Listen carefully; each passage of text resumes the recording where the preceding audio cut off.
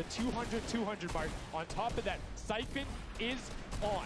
If you get an elimination, you get that 50 effective HP back over. That makes the Infinity Blade very hard to take down. They also get those big crescent move jumps to slam down. And as you can see going on the right-hand side of your screen, it is creative chaos all over the place, but now taking in with the Little Whip Warriors as they're able to clean it out, and Ninja's trying to rotate up top. Yeah, I'm sorry to break it to you, but the Llama Record was completely pushed off of their point. And now we have Ninja who's going in with the Infinity Blade. What a player to wield this one right here. Oh, he's getting pushed back. Notice how he doesn't even want to get eliminated. He wants to do as much damage as possible. But is that effective? I think you just kind of reset and you go, or you get up there and you start swinging. The 75 damage hit will be able to take it down, and the Llama Record Company establishes himself right back up. Now, what's going to be interesting to me is how the players utilize their building. You start with 50 wood, and then if you get an elimination, you get 25 wood directly into your inventory. So if you're able to kind of eliminate out and put pressure down, you can get some ridiculous builds, as we're already seeing on top of the Blue Hill. Yeah, this is actually a neck-and-neck race right here in the early game so far. Fish Fam, Chicken Champions, and Raven's Revenge are all trading spots at the moment. And Sunshine Soldiers comes right on in to wipe that up and get them out of there. And nice job for Stewart. And look at the Cuddle Crew across the way, just now getting their first points because they've been contested the entire time, whereas Llama Record Company has only had one team coming up towards them. Another thing to note, let's talk about the loadouts here, Monster. What are they rocking? They're rocking everything that you can get in the game, from blue tactical AR up to that hunting rifle. So you have the long range, you have the close range, you have the AR. You kind of just pick and choose your battle, what you want to use. And the one thing you're missing that the Infinity Blade wielder does not have will be 9 impulse grenades. So everyone has a bunch of mobility to be able to get up there. But you see right there, Scissors able to cut down a bunch and get a decent amount of timing. Let's take a look at the score. Little Whip Warriors climbing up, but it is only a 5-second uncontested lead, and they're building on it. Right now, not a lot of points have been scored, which means when that hill opens up at 7 minutes, it's going to be that much more important. Yeah, this is going way better than I expected. There is no one dominant team so far. But the Little Whip Warriors are doing so great right now. There goes Ninja, and he does get traded out. Raven's Revenge kind of takes it back over. We'll go Taga's squad managed to hold it down for long enough to get their, points in. Don't forget, he has to clear out the point. If there's someone on it, you're not going to get anything. Right, and as soon as you're up there, teammates are not building for you, you're exposed for the entire map. Everyone else is able to see you. You can see El Rubius going in, but the double pack plus the Infinity Blade wielder of Hand of Blood. This Llama Record Company team is looking to go platinum with a great defense of their point. There it is, very nice. Finally starting to earn some points, trying to break that, triple digit. Hand of Blood, little fun fact right there. His dog Falco is Germany's second biggest dog influencer on Instagram. That's impressive, but I wonder who the first biggest is now. That's like, is there a statistic for that? Like, do you go down the line? But one thing I do want to note for Hand of Blood, look at the eliminations coming out of the Infinity Blade, already sitting on 7 and being aggressive. As the more he gets that Siphon going, the better he's going to be. But the Chicken Champions come out on top there. No tender defenders are going left, able to hold the top, and now crawling their way back up there. They're only about 10 seconds or so behind the Funky Fighters? Dude, wait a second. Where did the Funky Fighters come from? Suddenly they're at the top here, and the Little Whip Warriors have not managed to earn any points. Sunshine Soldiers looking to kind of ruin that festival up top, but it's Tomoya. We touched with him with Pookie early on. He said, you know what, he chose his players, specifically because they're great at depth runs, but it looks like they battle it out too. They're doing a very good job of making sure they go at the same time. You can see Tomoya here being patient, doing everything he can to try and find an outlet, but he doesn't want to commit before his teammates are there. He's waiting for Kutu. There they are. Kutu coming up with them as well. And the fight is on, but we switch back over to Scissors just chopping it down. But the Fish Fam is a sushi there as the retake happens. That is actually crazy. Watch him kind of wait there, prepare the ambush. His team comes up and they collapse on the point. And bye-bye Fish Fam. And notice they had enough mats to completely encircle the top, but the Infinity Blade will be able to come right out. So instead, Tomoya jumps straight up to just stall out a couple every seconds, because every second matters. As you see Kutu also on 8 elims right now. The sword players putting in work. We have a bit of a tie up top. Funky Fighters and Fish Fam. Llama Record so close as well. This is a close one for the run in the top 5 so far.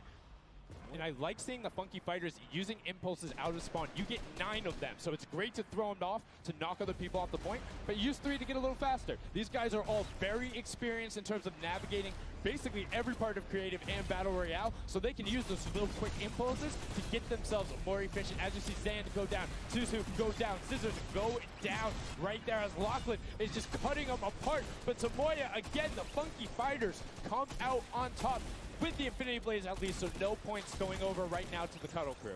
Oh no, the Cuddle Crew does not have the Infinity Blade wielder here, so Clytex has to kind of hold it down for now and wait until the leader, the team captain, can get up to the top. If Lachlan gets there in time, he might be able to, but nope, they kind of lose their point of interest, unfortunately.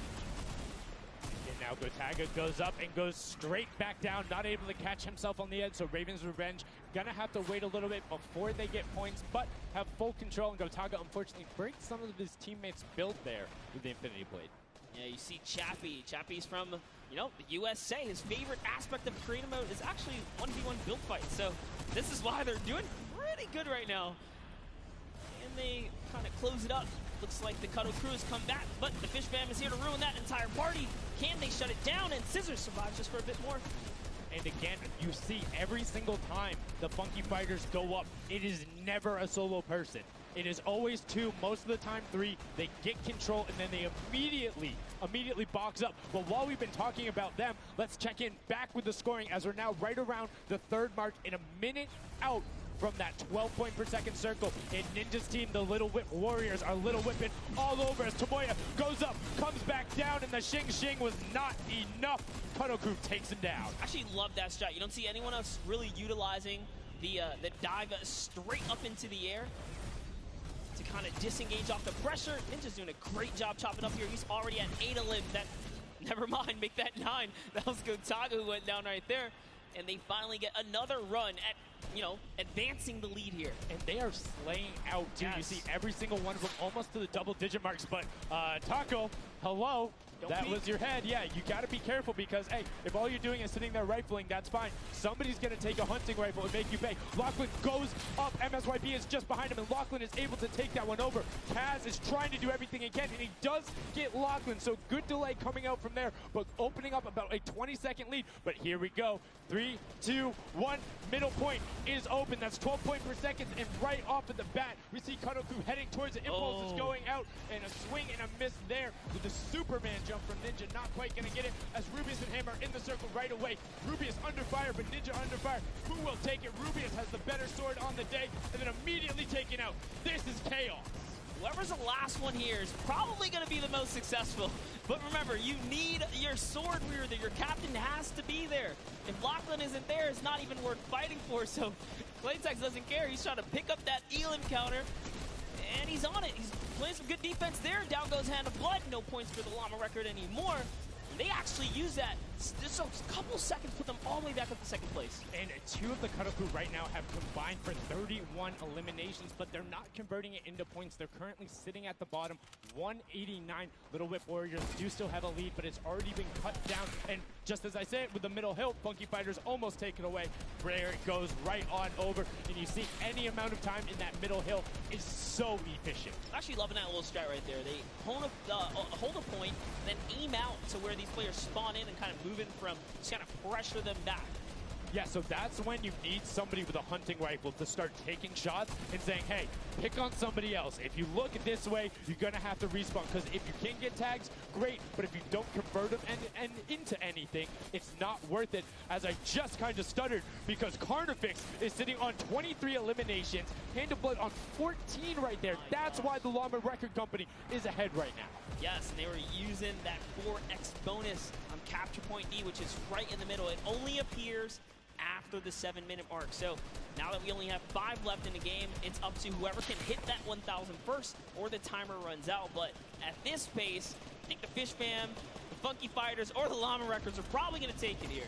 Yeah, the Sunshine Soldiers are also racking up points quickly. What's interesting to see is the Fish Fam are pretty much now uncontested as everyone has tunneled in on that center hill. But once you get later into the game, when you need to kind of go up a little bit more, consistent points end up winning out because everyone will turn their attention to the 12 points per second. You'll have impulses going down there, random hunting rifle shots, builds 24/7 because they see that tick happening. And look, as I say, all the sword players are down there, 2 of them going off, the tac shotguns being thrown up, walls everywhere, but it doesn't matter. Points aren't being scored right now. Yeah, they're trying so hard to get all the bonus points that the Fish Fam is just like stealing away the lead right now. But also, remember, if their teammates pick up elims, you get matched straight to your points, into your inventory. So they're able to fortify up there, and that's why they're just slowly growing.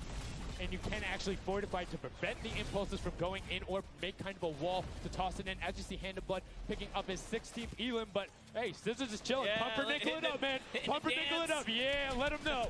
Let him know. There we go. He's saying, hey, you guys, we'll stick to our strategy. Let's see if somebody goes to contest it. There it is right away. They go up, but all 4 of them, you don't want to run into this. They're ready and waiting. They know they have the lead right now.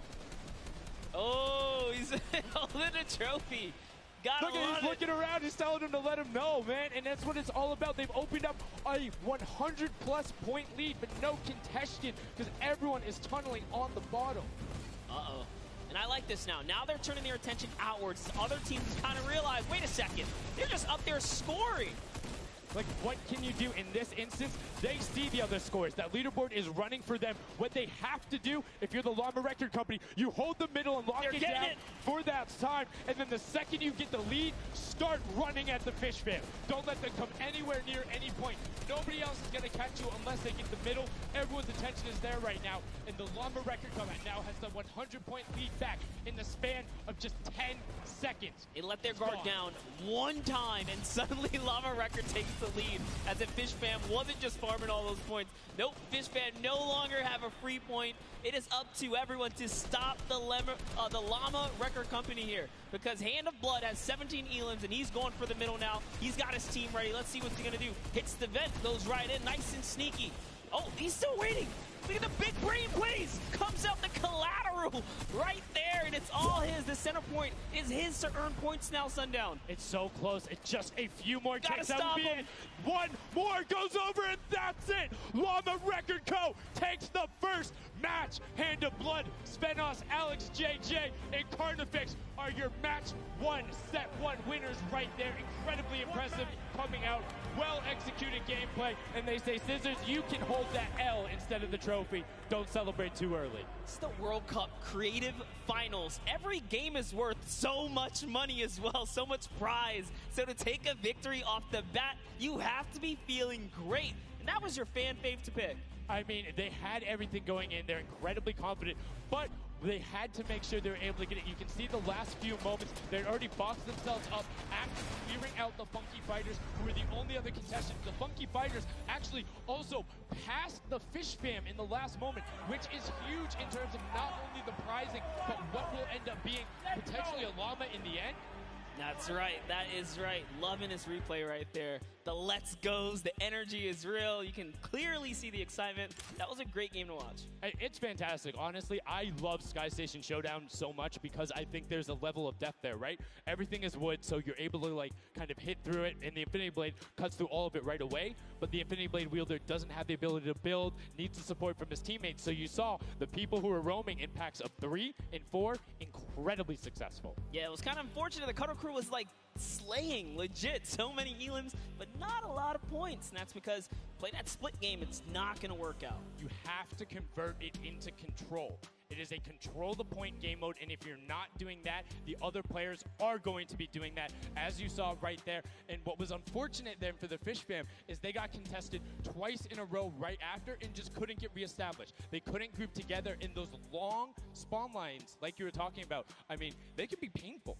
Yeah, you know, I was rooting for Raven's Revenge, man. I might have to jump on the Llama Record Company bandwagon. Bandwagon it? Really? One match? Just one, dude. One match? That was quick. All right, well, he jumps on the bandwagon. We're going to jump on over to Pookie, who has an interview for us. Thank you so much, guys. I am here down on the arena floor with our champions here. We have the Llama Record Company. Now, have any of you ever played this? Let's go to you first. Yeah, we had a few training sessions yesterday and we were totally dominating the game mode. So, I mean, we are by far the best team here. And right now, we feel very confident, yeah. Well, you certainly played, like, you came a little bit from behind there. So your strategy was kind of like to get those points that are slower accruing at the very beginning and then kind of go into the middle and kind of start dominating near the end. Who made that call?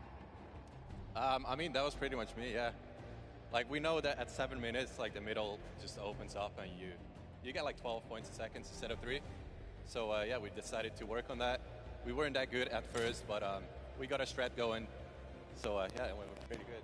Speaking of strategy, are you going to carry that into the later games? You're going to change it up? We're just going to do the same thing. Hopefully no one follows us. I mean, now all of your competitors have heard you say that, so we might have to discuss strategy a little bit when the microphone gets turned off. Now, finally, for you over here, how does it feel being here, playing in front of this massive audience? It feels amazing, like it's just a dream coming true. Thank you. And for you over here, you've traveled all of this way to just be here, be at the World Cup. Is it surreal? How do you feel about it? It's an experience. It's really nice. It's Yeah, amazing. and we love Spandau. Yeah. All right, well, we'll talk about that. You guys got to educate me on that. Not sure what that is. Thank you guys so much. Congratulations on taking the first game. Casters, back up to you.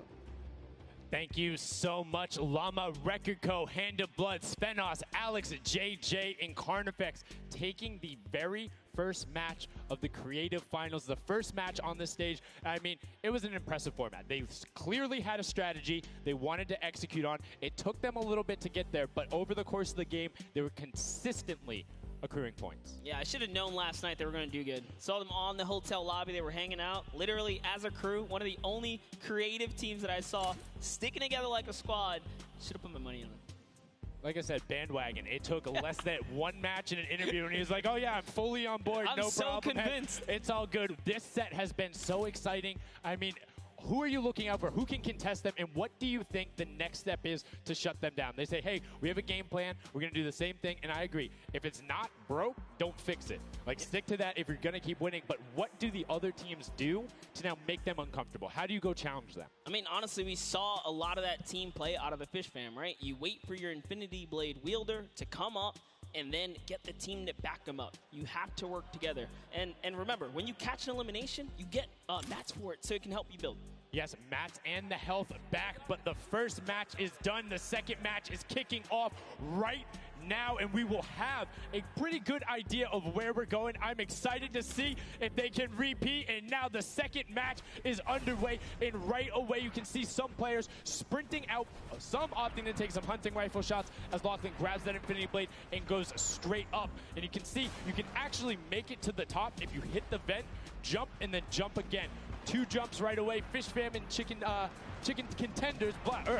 God, awful. Chicken champions. Chicken apologies. Tenders, chicken what? You trying to eat some Tender defender, Let's chicken go. tenders. I know, my fault. All right, here we are. So this time around, the Sunshine Soldiers actually managed to get some points off the bat. Very good for them, but Little Whip Warriors, same thing we saw before. How to take, a little bit of the first big step here. I mean, Ninja, it knows those jumps. He's able to get around incredibly efficient, up to the top right away. But the early tack fights coming out, Tomoya able to ruin that one there, but then Tyler trades it right back out. And what really is important here is about establishing control as a team. You want to stay together and just get your momentum rolling as Ninja goes up, followed quickly by the Little Whip Warriors. Ninja goes first, gets 1 elim, gets 2 elim as they swarm from both sides. So Ninja was up 2 from the back, 1 from the front. That was a very well-coordinated retake. Love how they did that, and now they're all holding it together. Kaz holding down the backside, keeping these players off the ramp. But it's Gotaga squad who's coming up the top here. It's Chappie, and Gotaga dives right on up into it, and doesn't matter. He just gets taken right down. This is what you need to do here. 6 eliminations already coming out from them. Taldock with 1, Kaz on 4, and then 2 for Ninja with the Infinity Blade, as Taldock is immediately spraying down shots, making it just a little bit more difficult. But boom, there come the hunting rifle shots, and Taldock is taking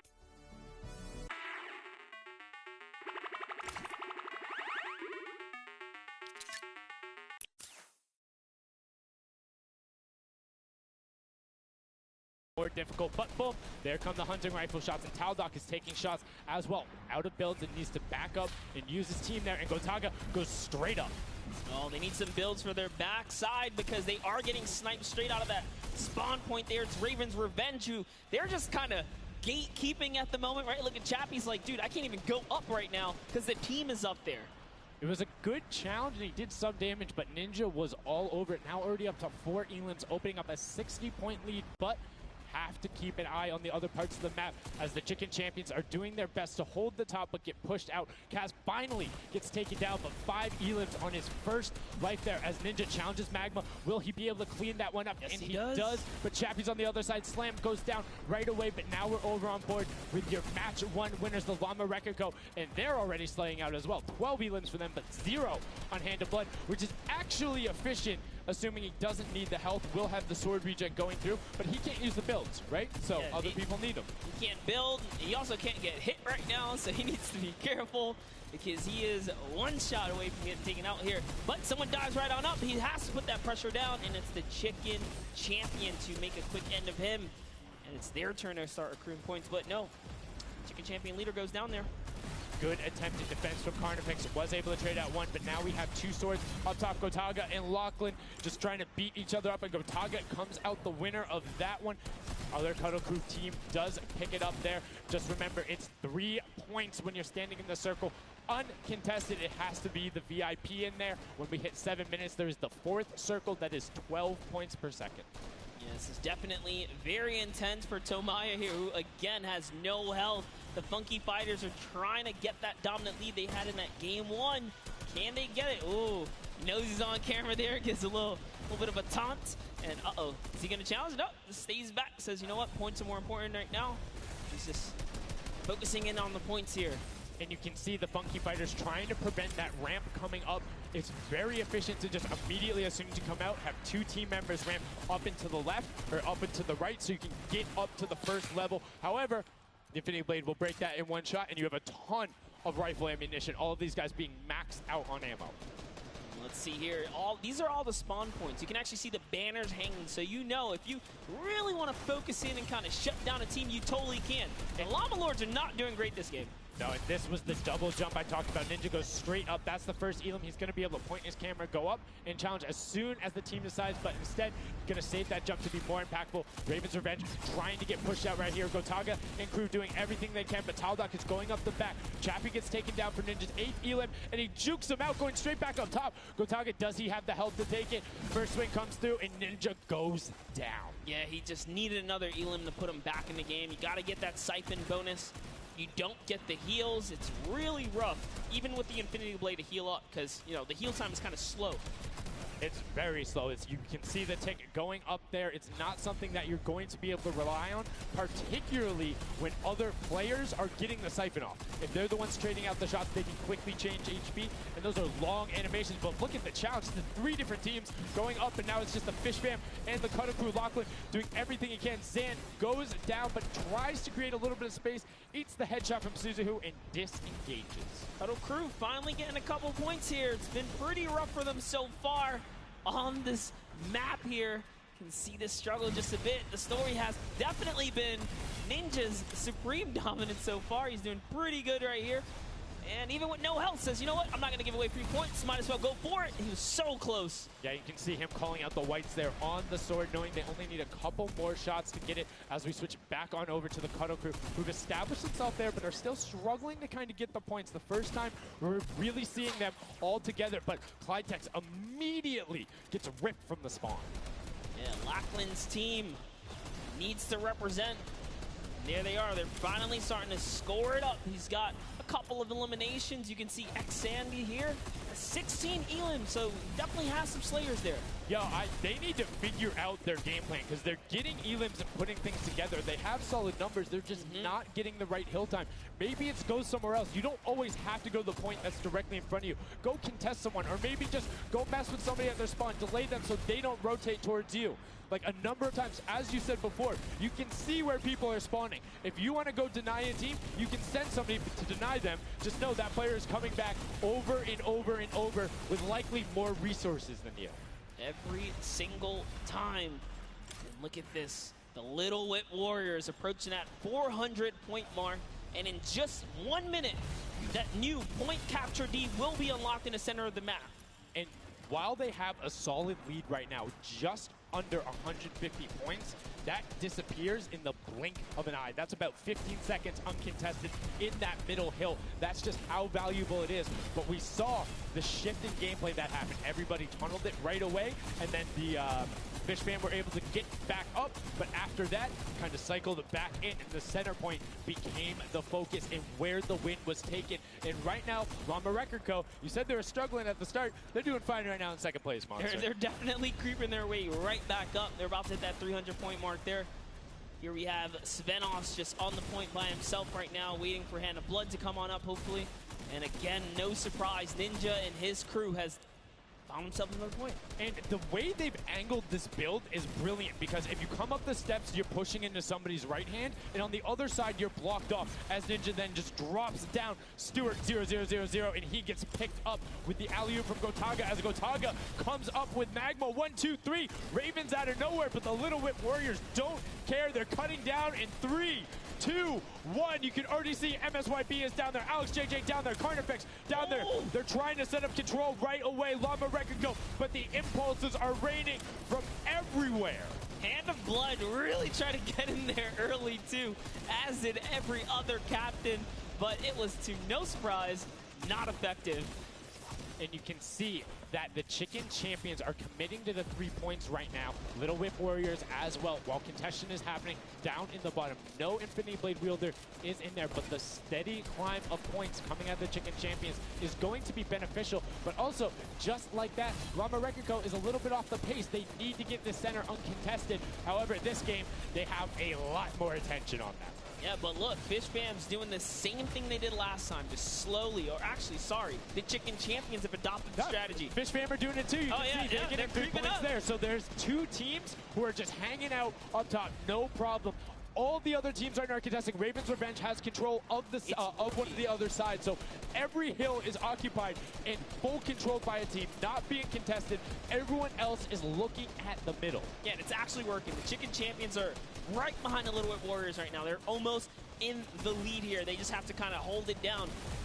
Honestly, the Little Whip Warriors have to identify what platform they're on and go take it. Well, this is what happened to them last time. They kind of had a good lead and then stalled out. You need a game plan with the middle platform goes, and you either need to stick to it or, depending on the score, be adaptive. Because right now, Chicken Champions, they're being fine. As long as somebody isn't controlling the middle, they're going to be able to have that lead, and you can send one person to just throw impulses down there over and over. Just be annoying from the top. Here's Scissors. 6 Elans looking good on this other point, and now he's in the top 3. They weren't even close before, but just by slowly, consistently gaining points here, you can see they're breaking those thresholds slowly but surely, and Little Whip Warriors are no longer in the lead. Yeah, Little Whip Warriors actually unseated the Chicken Champions. They're from their control point. They're taking it over. They're trying to get it back, so that's a battle right now. But the Funky Fighters out of nowhere, middle hill, and all of a sudden, just like that, into first place, going to pass 700 in just a second. No, get pushed out, and now they're back in there. Tomoya going off right now. Llama Record Co. down there and trying to push him out. And you can see they're contesting it over and over again, but they're not getting the points they saw last game, falling off the pace. Yep. They are slowly just battling for this number 1. Chicken Champions kind of overtake it now as well. The Fish Fam not too far either. Everyone's so close here in the top 4. Don't forget, you take a victory, you win 55,000 bonus in prize. And right now, Suzu is going off. 21 eliminations, and right as I say that, apologies for the caster curse, but 21 eliminations from the Belgian. He loves practicing his builds in creative, and is showing it off here with really clever defensive cone edits up there. But right now, Little Whip Warriors are going at it. Tomoya gets the better of Ninja, and he gets cut down, but Funky Fresh Fighters then get sent all over the place thanks to the impulses from above. I love this strat. He kind of sends out for a second there just to kind of catch a breather, see if his teammates come back. But unfortunately, the timing was just a bit off.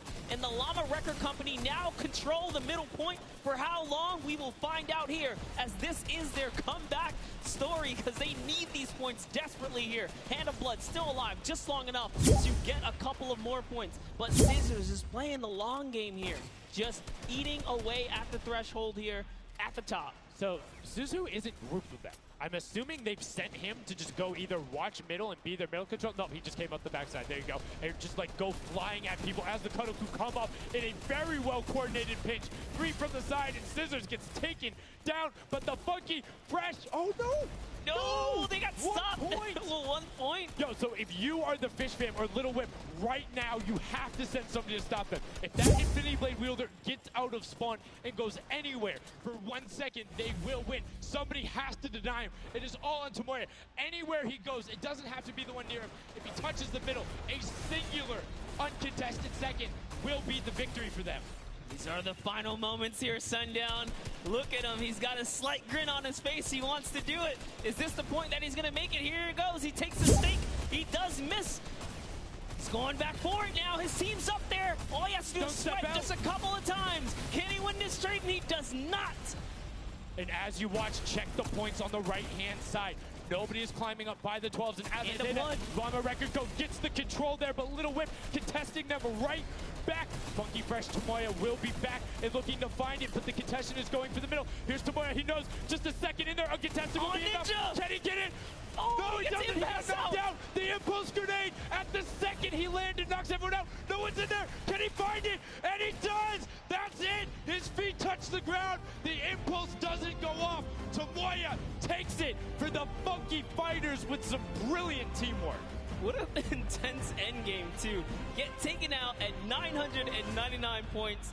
Really, anything can happen in those final moments. I'm telling you, I love the Sky Station Showdown. Can't wait for more people to start playing it. And the Funky Fresh Fighter right there celebrating with his team. You can see them just so excited, so happy. Let's take a look at this final replay. Now, again, we talked about it. The impulse is being a great denial tool. Right there as the player goes down, sent back out, goes in, but misses the jump monster.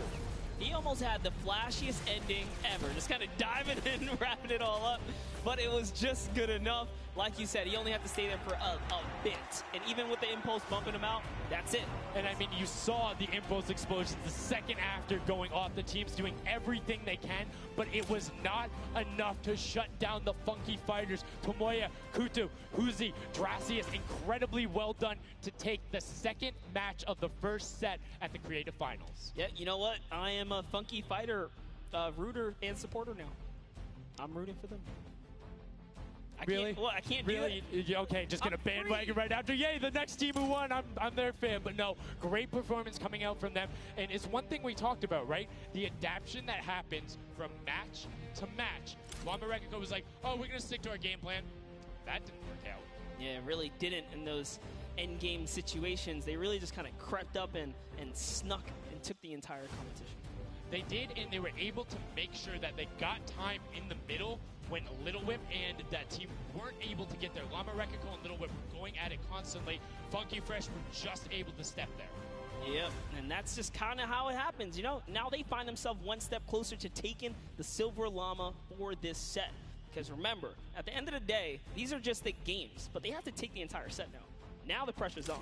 The pressure is on, but the Funky Fighters have a little bit of pressure off of their shoulders because they know they got that top spot. And we have Pookie standing by on the top deck with the Pooks. What do you got for us? Thank you so much, Sundown. I am down here with our second game winners here. Congratulations, guys, first off and foremost. Now, I got to talk about the moment where you guys were just sitting. You needed 1 point left to win. What was that like? I was really nervous. Like, I was just imagining, like, losing with 1 point would be terrible, so we just tried to get 1 more point, and we did it. So it was definitely devastating. I was screaming in my seat. I heard all the fans in the audience screaming for you guys as well. So going into the next games, what do you guys think your strategy is going to be? Are you gonna keep doing what you're doing? Or are you gonna mix it up a little bit? I think doing what we're doing is fine, because first game we got second place, second game we won. So yeah, we're gonna try and do the same thing and hopefully win again. And hopefully have more than a 1 point buffer, right? Yeah, definitely. For sure. Now, just coming over here to you, what has it been like to be here at the Fortnite World Creative Cup, just playing in front of this audience, you know, hearing everybody cheer for you guys to win? What is that like? It's fun.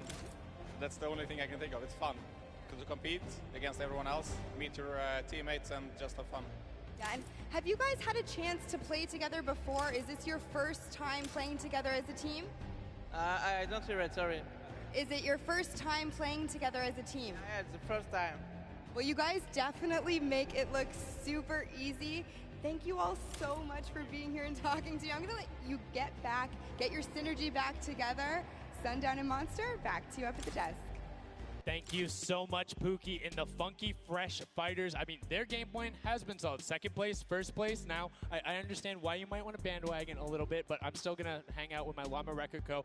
But I want to talk about the changes we saw from match 1 to match 2 in terms of gameplay, and was it what you expected?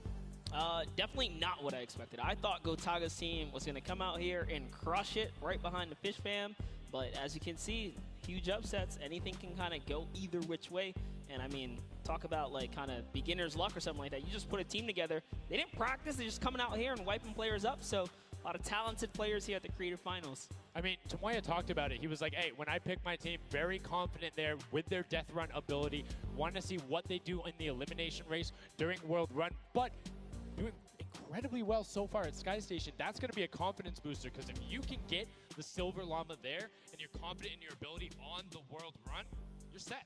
Yeah, you're just one step closer. So with the first place and the second place, they're clearly having a good set so far here at the Sky Station Showdown. Yeah, it's been very well done from them, but it's still anybody's game. Don't forget, the winner of the Silver Llama is the one who has accumulated the most prize money across, which equates roughly to placements, but you don't get punished if you're placing in that bottom half. 4th through 8th, all receiving the same amount of prize money in each one of the matches. Yes, everyone is a winner. So you really have to fight till the end, regardless if you're in the lead or not. This is why these guys are going for it, because this is life-changing prize money on the line. And I mean, we've seen the difference, 10 seconds in that center circle, 120 right there. It makes a huge difference, but enough of us breaking it down. We're going to throw it outside to Bala, because he's going to show us what's up with the tactics. Bala, what do you got for us? I'm out here at the Fan Festival, and I don't have a bandwagon here, but maybe after this set I'll have to hop on somewhere with Monster. We got a ton of awesome action. I've been watching it, and I have to show you guys what went down in that first and second games. It was awesome. First off, the Llama Record Company started off with an amazing take, cohesiveness on the point. Every single time they went up here, they were going from 2 sides, 2 angles, and the sword approached at the center, but made sure that he was the most important person not to go down. You see there, Hand of Blood and his teammates all backing up. He's gonna have an engagement on the side. These sword fights are really easy for him to just mow it down, but immediately as he realizes his teammates are up on the point, about to get up, about to push the ramps, he comes up from the side, slices and dices, but meanwhile, they ended up falling down the leaderboard. If you look at it now, where they're at, they're only in second place. Fish Fam was ahead of them. But all while Scissors was dancing and talking all the smack, telling his teammates to try to get the crowd involved, it was Llama Record Company making the plan, making the play to get in towards the center. Absolutely amazing take in the center on this first game. Led to Hand of Blood staying in that point and absolutely dominating with the super point there. Guys, 2 matches down on Sky Station Showdown, 1 more to go. We'll see where Monster lands at the end of this, because I will maybe join you on that bandwagon. Guys, take it back. I mean, that's starting to get a little awful crowded, man. Real quick, you guys hopping on those bandwagons. But as you said, there is 1 more regular Sky Station Showdown match in this set. We will see it again later in the remix version during the Golden Games. And it's been so fun to watch the difference of players, who's able to be very strong with the Infinity Blade, how the pinches end up coming. And now in this 3rd match, it's only going to get better from these guys. Yeah, definitely want to see some more of that kind of team work happening here. And why not just hop right into a game right now, right? Let's go see some more action here, because this last game of the set is loading in right now. Yes, and this will be the final match of this set. Set 1 after this, a Silver Llama will be awarded, and we are in the match. It's Sky Station Showdown. Set 1 about to be over, and here we go. All right, gotta love those players just kind of beelining out. And don't forget, you know exactly who your neighbors are. You know who is to your left and to your right, because you can see the banners and the designs on their spawns. And a nice look at our captains right there. And right away, you can see a number of teams finding ramp paths where they're able to use their first 5 materials. Next 5, Sword does a double jump. Boom. Right to the top. Chicken Champions excellently executed.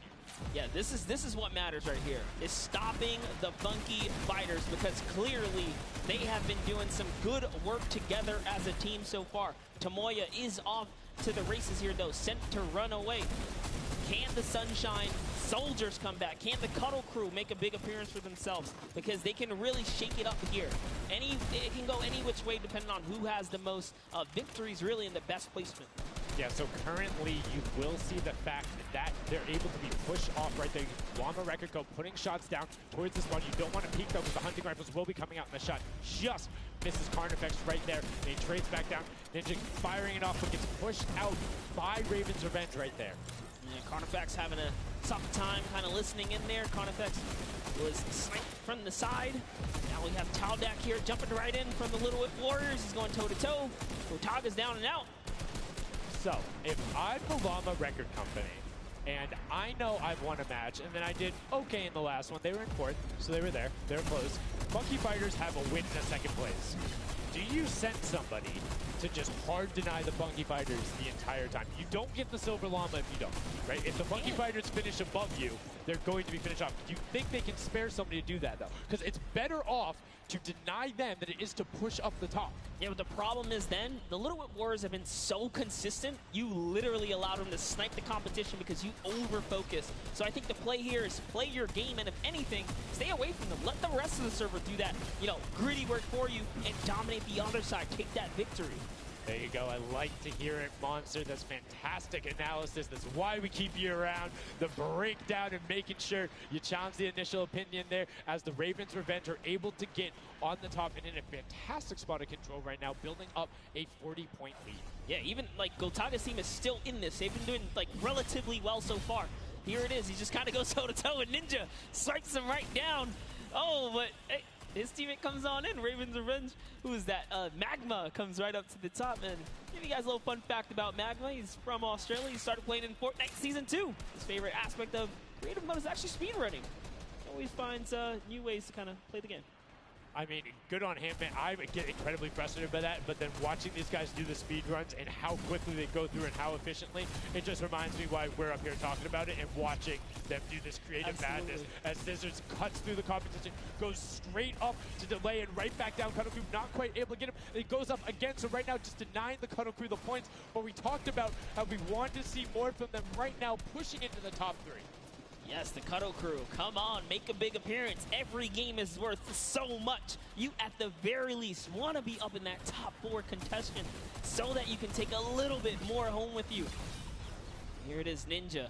Disengages, actually just takes down Magma. And hey, I like the strat here. He says, you know what, I got low health, let's just get back on this respawn wagon. Doesn't even give anyone the satisfaction of stealing the Siphon. I was about to say, no Siphon, no materials, quick reset, knows he can get out there, was basically in his spawn anyway. That is the type of competitive edge Ninja always looks to give himself. I love that. That was like 200 IQ low-key right there. It was very well played. But back to Gotaga and Hand of Blood here in the same shot. Hand of Blood just, he can't do much. He knows there's a team up there, waits for his entire squad to go up the ramp and then hops right to the top. But now back to Gotaga, who's on this point by himself. He wants to kind of bait him into the close. Can he get the hit? And he does. Taldak goes right down, straight to the top. That was sick, using the jump right as the animation had started to make sure he clipped him from the bottom, dodges the Funky Fresh Fighter out. Gotaga now getting pinched from the side. 3 of the Funky Fresh Fighters up there doing everything they can, and the shots will come out, trying to find it. And Dracius is coming back up to try and get some defense there for Gotaga, instead just going to disengage. It's actually prime movement right there as well. You just see him baiting and switching, going back and forth, trying to get in there, see if he can kind of sneak in and get some extra damage. And here it is, someone's in front of him. He only needs 2 sweats. He goes down, he gets the Siphon. Oh, cannot convert another, which would have kept him in the game. His teammates are here though.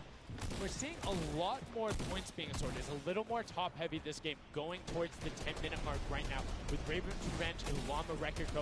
100 points clear of the rest of the field. Unfortunately, though, the Funky Fighters have fell to the bottom of the totem pole. If they can't come up to the top, they actually are pushing themselves way out of the average, running for the win of this set. So they really need a massive comeback here. But Savenos is showing why he's here with 13 eliminations already, and bye-bye. Falls down. Lucky for him. No fall damage.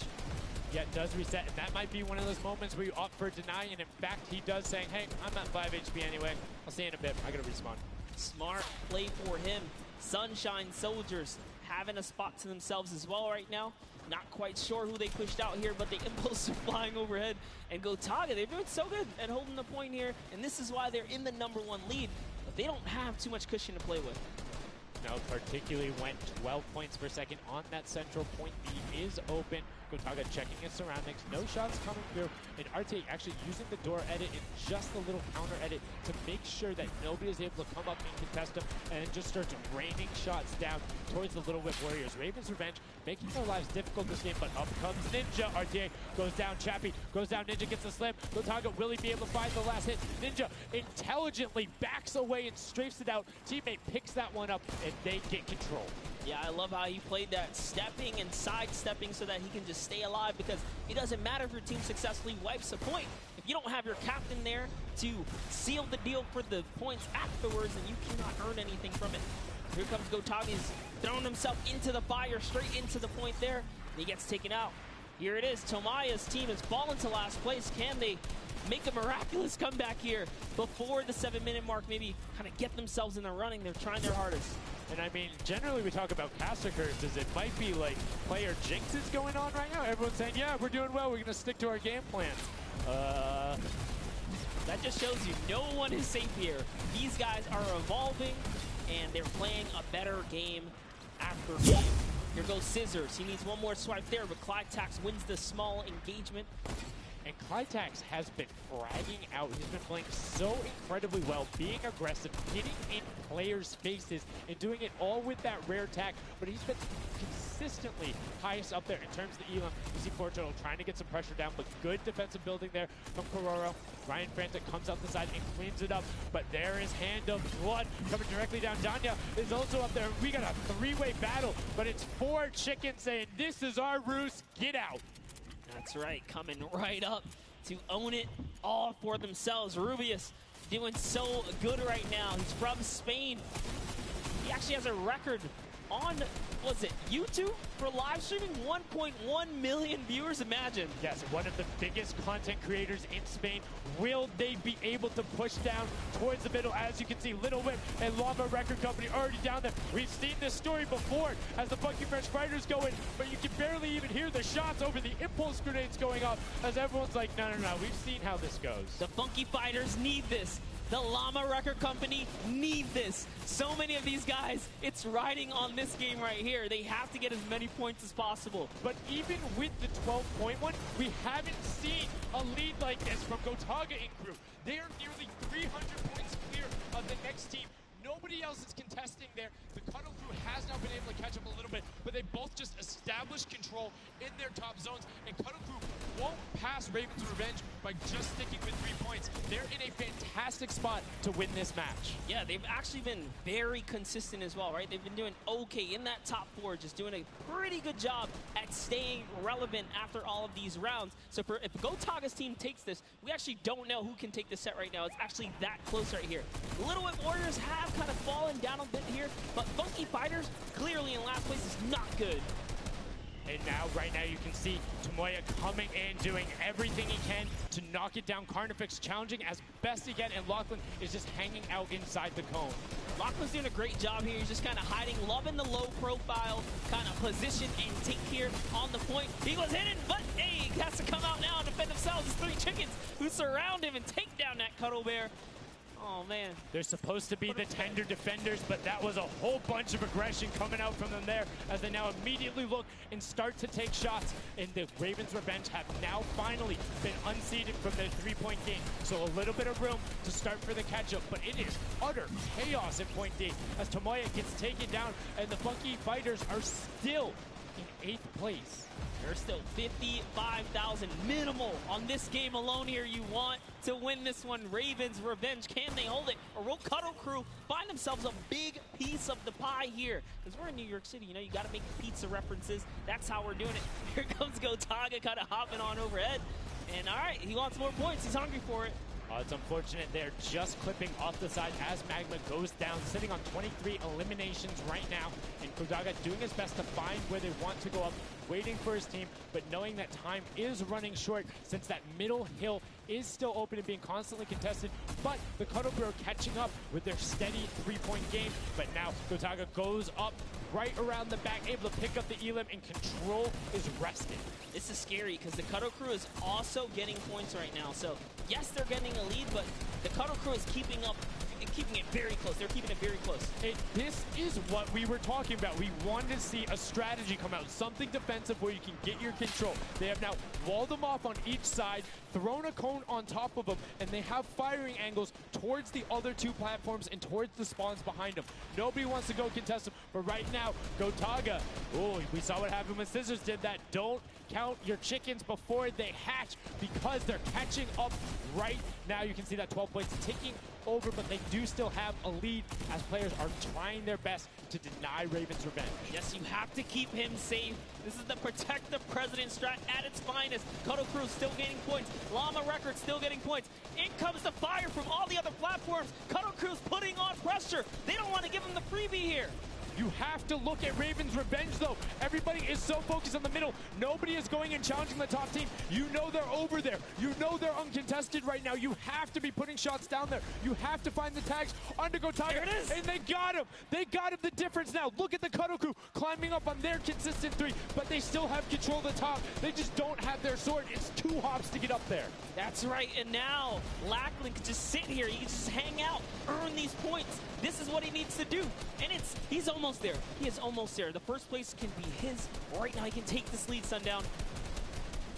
But they got control at the same time. It's literally ticking over, a half second away from each other. The shots are going. Cuddle Crew has the lead, though. Will the shot be able to go through? Yes! Cuddle Crew goes take it down. 999, 1,000. Gotaga and Raven's revenge in the closest nail biter yet.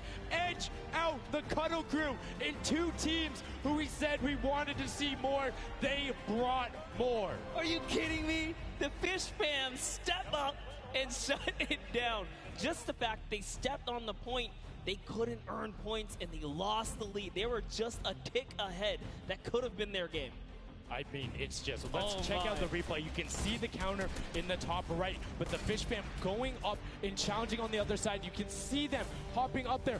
No one was at the Ravens' revenge as soon as they were there, and the celebration too. You have to be excited when you see that Victory Royale screen pop off when you're up there. I mean, what's it like to win a game on that stage? I have no idea. Those guys do, though. We you know, at some point before the day's over, we really got to recap the other point of a point of view there, because they had it. They were 1 tick ahead. They were there, knocking on the door, 55,000 away from bonus prize on top of this entire competition. It was right there. And it got taken away, and this is why I love Sky Station Showdown. The clutch little moments, the interactions that happen, very similar to Battle Royale, where every single thing that is happening on the map can affect the overall end result of the game, as you see there in Raven's Revenge, closing it out. Gotaga, the competitive veteran, able to clutch it up in the final moments. Magma, Arthur, and Chappie as well. Just a great performance out of them, taking the top spot in the final match of the first set. Now I get to say, I was right the whole time. I started off with, Raven's Revenge, kind of making me feel like, hey, these are my guys. Let's go with your gut, guys, all right? Raven's Revenge, that's who I said when I started this whole thing. I told you. He's not wrong. They were able to take it there, but we're going to throw it up top to an interview with Raven's Revenge with Zeke. Zeke, you there, buddy? I am here, Sundown. Thank you so much. Fun fact, Monster did in fact say Raven's Revenge would win. I've got your back, Monster. I am here. You guys got your revenge. I gotta ask, first question to you, Gotaga. How does it feel to be here in the stadium, the fans, the roar, and to be facing off against your peers? Was it what you expected? Honestly, it's crazy, and I have a really strong team. We are learning a lot from our mistakes, and I'm so glad to be here, to be honest. I don't know how to describe it. It's pretty crazy. It's pretty crazy being here. I'm right there with you. All right, so now who's the overall shot caller? Is it Gotaga? Is it you? Who is it? Kind of all 4 of us. We were playing too afraid at first, so we just had to go in there and just kill them as fast as we could, and then spawn trap. That was our goal. Okay, what's the strategy like? Are you guys, talking through at the beginning? Are you guys waiting for someone else to make a move, or are you guys like, no, we're going in first? Yeah, we're trying to, really pressure Ninja's team. We're trying to put pressure on that green point. And, yeah, we were able to control it over them. They ended up wussing off over to the center. And, yeah, we were able to play our game and play what we wanted. Awesome. All right, final question. What do you want to say to all the fans that are here watching, cheering you guys on, and from home? I don't know, it's just incredible. I'm happy that so many people are here. I don't know, just enjoying the show. It's amazing, honestly. Well, congratulations, guys. Now, I believe for now, we're going to send it over to Golden Boy, who is standing by.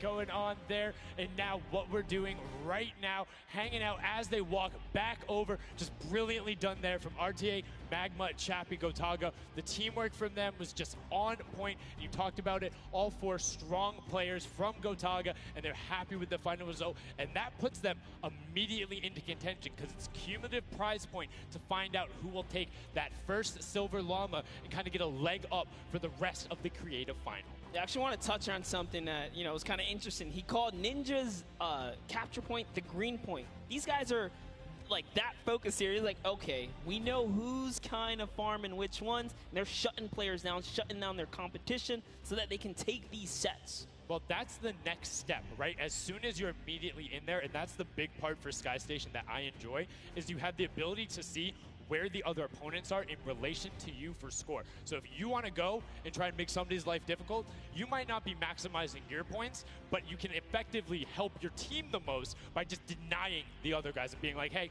you don't get to play this. And occasionally, if you put enough pressure on them, maybe they default to rotating the other way. Maybe they go somewhere longer. Maybe they have to wait and only pushes forward. All of those are advantages you can get by just putting pressure on another team. And there's so many different layers, and I think when we see the remix for this, it's going to get even more exciting. Yeah, don't forget, guys, here and at home, there's a remix version. We have some nice twisted surprise that we will see unfold as the day goes on. That was just our first iteration of this round, and honestly, it was a great set. But that just leaves us with the question, too. The Funky Fighters, they had an amazing opening, right? Second place is great. You get big prize bonus for that. You win game 2.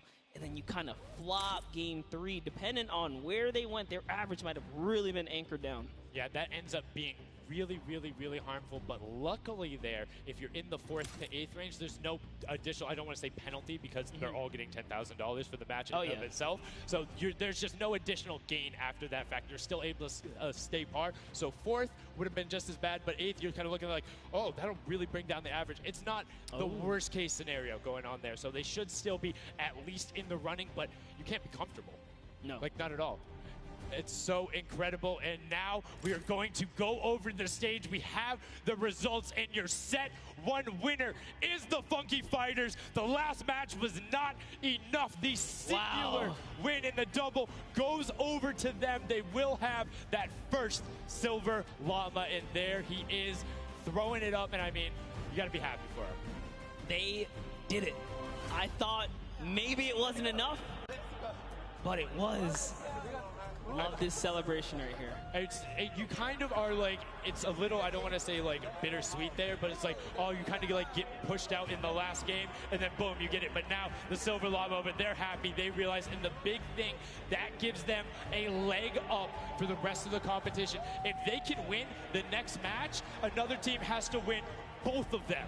But such a great job from the Funky Fighters, sticking to their guns, staying with the strategy, getting 2 top 2 plays finishes, one of them being a win. I actually love this right here. They're all getting together, showing team harmony. They're clearly happy. They take the first set. That's amazing. They're off to the right start, really. They can get another 1 or 2 of those, and this entire creative finals is theirs. Well, and again, we talked with Tomoya beforehand, and he was like, yeah, we're really confident when we can get in the races. We want to be on that world run. We know we can do there. We have some really good runners, and then they turn around and do that? Sky Station Showdown? Yeah, I was just going to touch it. I was like, you know what? Yeah, this wasn't even their strong suit, right? He did a death run at some point as when he recruited his people for this creative challenge.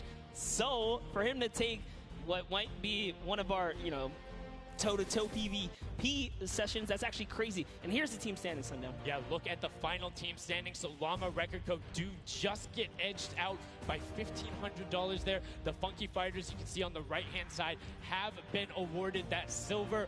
Llama rounding it out, you have Raven's Revenge in the top 3, Cuddle Crew and Little Whip Warriors both at 55, sitting in 4th and 5th.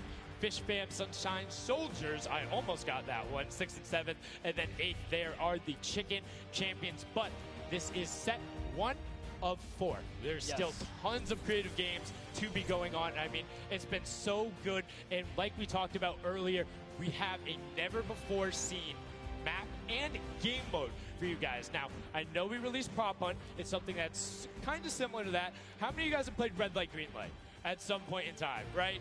You've been there, you've done it. I know, whether it might have been a little while ago.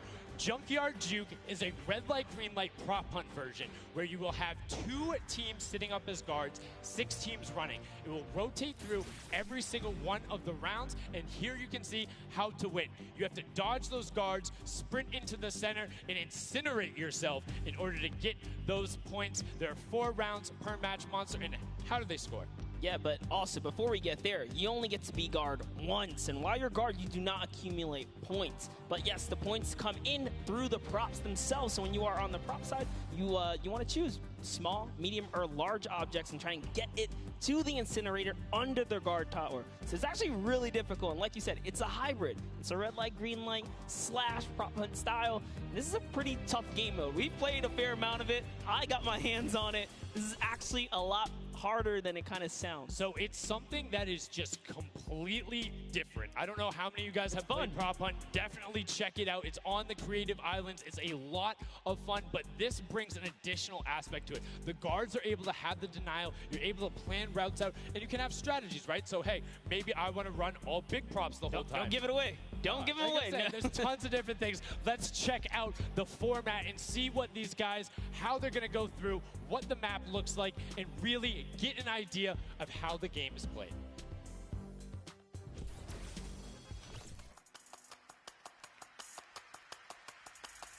Get ready for more creative Fortnite with the latest competitive creative map, Junkyard Juke. This new game built off the fun of Prop Hunt with a twist. 8 teams will rotate through different roles on the map. 6 teams will transform into props and attempt to make it into the center of the map, while 2 teams of guards try to keep them away. Teams will rotate their roles over the course of 4 rounds, each team getting 1 turn as the guards. Their objective? To defend the incinerator from the other teams, armed only with revolvers and their keen attention to detail. During each round, teams of props will earn points by reaching the incinerator in the central pit. The bigger the prop, the more points. But be careful. Being bigger means you're easier to spot. To keep themselves from getting eliminated, prop teams need to time their movements very carefully. Every few seconds, the guard teams will be blinded for a short time, and the center point turns green, giving the props a chance to run for the hills, or rather, the pit. Once a prop reaches the goal, they respawn at their home base to start over, running as many props as they can before the match ends. If a player is eliminated, they also respawn at their home base and need to start the trek all over again. After 4 rounds, each team's points from their prop rounds will be combined, and the team with the most points wins the game. So keep an eye out for those moving bushes, crates, and gnomes, and enjoy the Junkyard Juke. Thank you so much, Zeke, for that update. That's Junkyard Juke, something that has never before been seen. It looks kind of a little simple, but it's wacky, it's fun. There's a lot of small little minutia that go into it, things you can min-max on, and also there's just a level of ridiculousness that I enjoy so much. Just seeing somebody turn themselves into a literal dumpster and then try and weave their way past, it's a lot of fun. Let the memes come to life here as your favorite. Whoa, you talking about my gameplay again? God, that's so rude. Turn them into dumpsters, literally. We'll get to see that unfold here as, I gotta say, this is a frustrating game mode. It's very difficult. You guys are gonna see why. It is gonna be tough for some of these guys to bring in those big point objects, and that's just gonna be the name of it. who can score the most here? Who can score, and how well are you playing defense? How well do you coordinate? Who is watching the right angles? And it's going to be interesting to see. Do they switch up their strategy from game 1 to game 2? Because there's so many different things you can do. But we are about to have the world premiere of Junkyard Juke. We are getting into set number 2. The Funky Fighters have 1 Silver Llama. Who will get the second? We now are in to set 2, match 1, and right away you can see Chappa, Gotaga, Magma, and RTA of Raven's Revenge, and then the Little Whip Warriors, Ninja, Taco, Taldak, and FaZe Kaz taking their shots off. Now, fun fact, the screens are there. You can't see, but you can shoot through them. So don't be afraid to take some shots. I mean, we know the trick shotters will. Yeah, some people are already shooting. They figured that part out. It looks like Chappie hasn't quite yet. He's kind of looking. He's just blind shooting. Oh, there it is. Now he's firing through. He's noticed, hey, these are not ricocheting off of this curtain here. I can fire right on through. So you want to stop them. You want to force stop them. You want to also kind of memorize the map and the lanes. And right away, you can see as soon as the blinds go down, people go. But the first points are starting to come through as Lachlan is able to get in. Hand of Blood's team, the Llama Record Co. also able to get a 10-pointer and then a 5-pointer, following it directly behind. Oh no, it was another 10-pointer. So we already see some of the props having successful runs. Look at him go. There it is. You saw a big old truck kind of sneak on by, and these objects are slipping right underneath. But who knows how long that'll last. Here's Scissors. You got to park it. You got to stay still. Oh, can he blend in? And one other thing you can note there, the props will clip through other objects that are there. So if you see something that isn't sitting perfectly naturally like Scissors was, right there, clipped into it, boom, got him brilliantly done. Lachlan hits one of those bounce pads that are stuck in there. They will launch you up in the air, but great run coming out from Xsandy and Tomoya, utilizing the air conditioners to find their way to the end. Bensor and Alex JJ desperately trying to get it. Alex JJ for another 10-point prop, and Hand of Blood gets picked up just before. That would have been a huge swing, but right now, Sunshine Soldiers in first place with 35 points.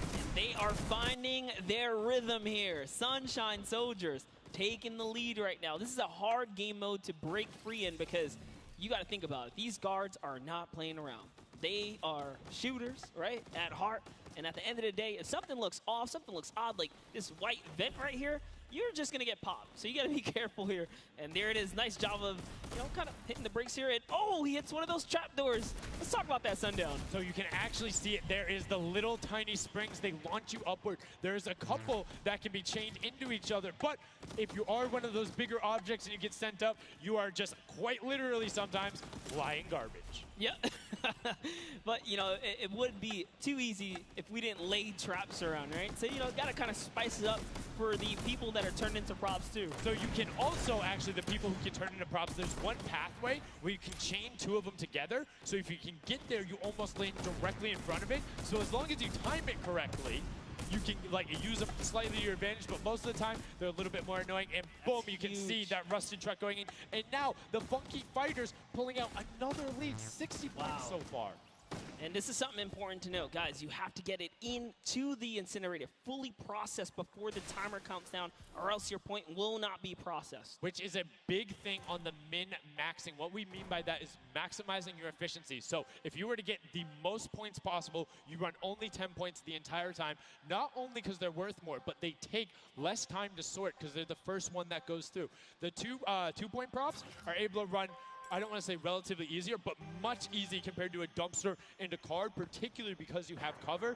With that being said, take about an extra 3 to 4 seconds to sort, so it makes it that much less efficient, plus being only 20% of the point value. That's right, so Clytax there has chosen a big object. Achin and Zond over here, smaller objects. They're kind of blending right into all of the dumpster trash, clearly harder to track down and kind of, I guess, how do I say this? Sort out, right? Yeah. Amongst all the clutter here. Exactly. You want things that don't stick out, or you want to find a path for an object that you can take all the time. So you notice how there's a section where there's like 4 or 5 rusted cars. Grab a rusted car and go park yourself with those, because yes, the guy knows, oh, there's a bunch of rusted cars there. Screen goes back up. Oh, there's still a bunch of rusted cars there. I'm good. Next thing you know, the prop walks his way up. You can also, as you're running, walk rotation. So if you hit your crouch button, whatever you have that bound to, whether you're playing on controller, iPad, PC, all of them end up completely completely stopping, so it will set you totally naturally, just like what you would see. And this is also those moments, right, when you're in the guard. Oh, someone spotted there, popped him. Tomoya, nice job seeing something out of the ordinary. But notice, he gets an elimination on the object. You don't earn points for that. So it's just your job to stop everyone from getting any kind of points. So don't break away with the lead. When you're in the guard tower, you can't allow other people to score, and you're not scoring. Which can end up being very interesting if the team in the lead, which generally happens because you have 3 chances to score, is shooting last round. Right? Because then it's all about how good are your pressure. And one other thing you can see, starting to fire through the screens, very well done for them, picking up an elim there. But right now, Kadoku already wresting the lead away. All 3 of them sitting there at 60, but they're 5-point processes, and it goes through as 2 more dumpsters throw themselves into the fray. Yeah, and that's because the Funky Fighters cannot earn points here in the guard round. The Sunshine Soldiers using this opportunity once again to just break away even closer to taking lead. And the Chicken Champions can't earn anything either. I love that from Clitex. Right away, hides himself behind the box, and you see his hands. He's like, please, please make sure it's not there. And then boom, gets the point, gets a nice little selfie going in. And you can see all of them getting sorted there. Another way, I'm all about the min-maxing. Point your camera towards the end. You go just a little bit faster. Sundown pulling out the strats here. The question is, can our competitors figure it out fast enough with their limited amount of games here? But 20 seconds on the clock. Can he get this in time? Remember, you gotta grab the dumpster, drop the dumpster, and get it processed. That was perfect. That was so good by Stuart000 because he dodged the little springboard there. You saw him look at it and be like, oh, no, I'm good. And that was the last run. None of these props are going to be able to get sorted. Lachlan gets picked out at the end. You can see 3, 2, 1, but not going to be enough. You need to get all the way through and sorted on the point as the rest of the denial comes through, and we're gonna rotate the guards up again. Yes, so we will have some new guards take their place. This is honestly Chicken Champions' opportunity to start scoring some points and hopefully close up the gap here. The Sunshine Soldiers are now at the bottom layer of the guard tower, and the Fish Fam are at the top. So it is time to kind of mix it up. My eyes are on the Funky Fighters right now. They are doing great. They're very close, and on top of that, they're the team with the Silver Llama. As we've talked about, they are so incredibly close, doing everything they can to push towards the top. And you can see they got a lot of elims, too, in the round where they were playing defense. So not a ton of scoring going past them, only 35 points off the pace. But what I'm shocked about right now is there is nobody running 2-point props at all. 0. Tomoya is a genius. He was already spotted out for the statue. He kind of hit over to the side and said, you know what, I kind of got to wait here. I can't park this statue on the open. He's going to be hunting for me. And that's exactly what he does. Kind of sits it over on the side there. And that's how he earns himself another point. So they're actually playing very, very smart here. And that's why they've been doing so good at these competitions. I think the guards need to be slightly more aggressive. There's is unlimited ammunition. You can't run out. If you think something is suspicious, or if you just want to take a shot at it, shoot your shot. Yeah. What's the worst case that happens? You miss. There's no accuracy stats going on there. If something looks suspicious, don't let it through. You're the guards, and you want to deny as much as possible. And again, every match is for $55,000 for the winning team. You want that, and that will lead into the Llamas as well. You don't want to end up in that 4th to 8th spot. You want to push past your competitors as we see a whole mess of air conditioners going in there, the water heaters in. It was fantastic for Raven's Revenge, and Llama Record Co. are also climbing their way up the leaderboard, 110 points so far. Great job for the Llama Record Company. Alex JJ, Carnifex, Venos, and Hand of Blood. This team is doing great right here as they seemingly inch their way to the top somehow, overtaking the Cuddle Crew, which, by the way, Lachlan's team has been showing up here. It's good to see them, catch a little bit of domination here in this Junkyard Juke. Well, like we said, the creative finals is all about celebrating the different types of creative skills. There's different ways to express that. We have the World Run where it's there. We saw Sky Station Showdown, which shows off building in team tactics. And right now, Prop Hunt is all about min-maxing efficiency, working together, and hitting your shots. Yeah, absolutely, because when you're in that guard tower, you don't have opportunity to miss. You let them score, they're going to break free and break away with the lead. Here's a look at Svenos here, who's that bullseye, just kind of blending right in. The archery target, there's a lot of them out there, but you need to be careful because they're slightly harder. And, come on. Uh-oh. Really? He's floating up there. You can see kind of like the look on his face. He's like, there's no way this works. And one other thing to talk about is orientation of your prop. So you notice he actually swapped his camera and pointed in the other direction. Unfortunately, was clipping into the trash bag there. But if you're running forward, your prop faces backwards. So you need to run and then turn, settle yourself. That's the best way. Or you orient yourself around the stuff that's near you. Because if you're facing in a totally random direction, that'll earn a bullet in most circumstances. I love how aggressive they were at the final moments. The clock was You gotta go. Yeah, the clock was ticking. They're like, you know what, we gotta get in here. But that was round 3 of 4 for this first game right here. And, you know, it's kind of going either which way. So if you've already had your shot at the guard tower, you're safe. You're good. You can keep getting points. But if this is your last opportunity, you're in a guard tower, that's all the points you got. That's it. They have to hold strong. So this is where it really comes into mind who is running, who is in the tower, and what does the scoreboard look like. So right now we can see right away Llama Record Co. is up there, and I believe it's with, I didn't see who that other team was. When we pan back over, we'll call that out. But Llama Record Co. is in first right now, and I think Cuddle Crew is with them as well. So it's typical that the top 2 would be up there, and it is. The top 2 teams are in the guard tower. So right now, everyone needs to unseat them. Otherwise, they will take this first match of set 2.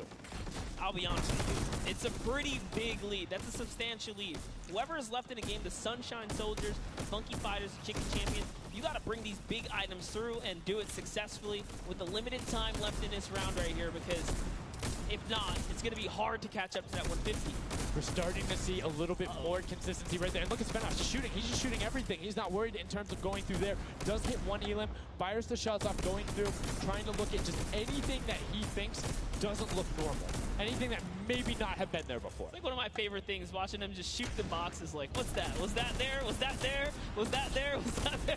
He's just taking his shots. That's exactly what you got to do here if you want to hold this lead here. And that's why they're dominating. You can see the no hesitation really coming out of them, and that's why they have the lead right now. And it's great. It's great that they're hitting his shots. It's great that Svenos is holding it down. But the Funky Fighters, we talked about it, eyes on them, already up to 120. One more 10-point prop will put them past. And unfortunately for Ninja there, does get hit on the springboard, but gets in anyway, so just a little bit of time loss. A great shot from Lachlan. My lord, I barely even saw that. Board Turtle from Australia hit a springboard, and Lachlan shut that down. His fellow Australian brother right there. Very nicely done.